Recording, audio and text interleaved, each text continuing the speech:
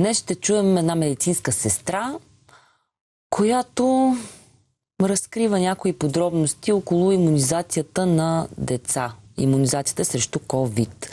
Материалът е от Мрежата. Вижте го. My name is Colette Martin. I'm an RN of 17 years, 12 years oncology, and the past 5 years I've been a float resource nurse to all the different floors in the hospital. I'm extremely concerned with the idea of mandating this vaccine for our children. The reactions we're seeing in the hospital with adults are terrifying and they're being ignored. Just some examples of post-vaccine reactions are blood clots, heart attacks, strokes, encephalopathy, heart arrhythmias such as atrial fibrillation. Also in the elderly, we're seeing an increase in falls, syncope, acute onset of confusion with unknown etiology. Also, 2 young and healthy coworkers I know had vision changes, tingling and numbness to lower extremities they're still dealing with. Another coworker developed DVTs. I personally had a patient die 3 months after his vaccines of pericarditis, which we know is a known side effect. Diagnosed 30 days after a shot, no mention to VAERS. Majority of our nurses, nurse managers, and some doctors do not even know what VAERS is. I've spoken to our chief of medicine, managers, other nurses on why we're not reporting to VAERS, and the most common response is, what is VAERS?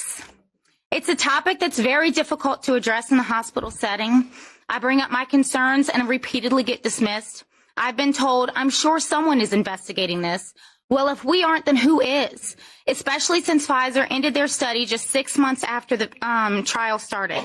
I also have been told that VAERS isn't the best indication of vaccine side effects. Well, if that's the case, what are we supposed to be looking at?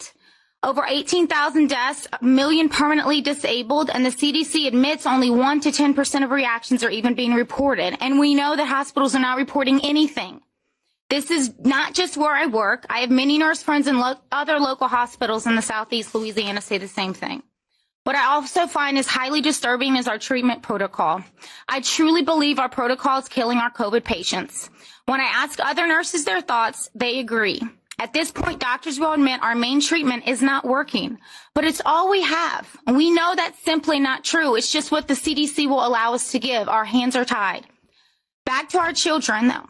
We have chemotherapies that we know have side effects causing blood cancer, such as leukemia, in 10 plus years after giving the drug. We know this because we have real long-term trials on these drugs. We are not just seeing severe acute reactions with this vaccine, but we have zero idea what any long-term reactions are. Cancers, autoimmune, infertility, we just don't know. We are potentially sacrificing our children for fear of maybe dying, getting sick of a virus with a 99% survival rate. Our children are not even at risk for this. As of now, we have more children that's died from the COVID vaccine than of COVID itself. And then the health department to come out and say the new variant has all the side effects of the vaccine reactions we're currently seeing now.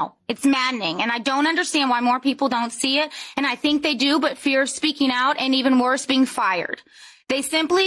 This is not something easy for me to come up here and speak about, but I feel deep conviction about speaking truth and what the nurses are seeing behind those hospital walls.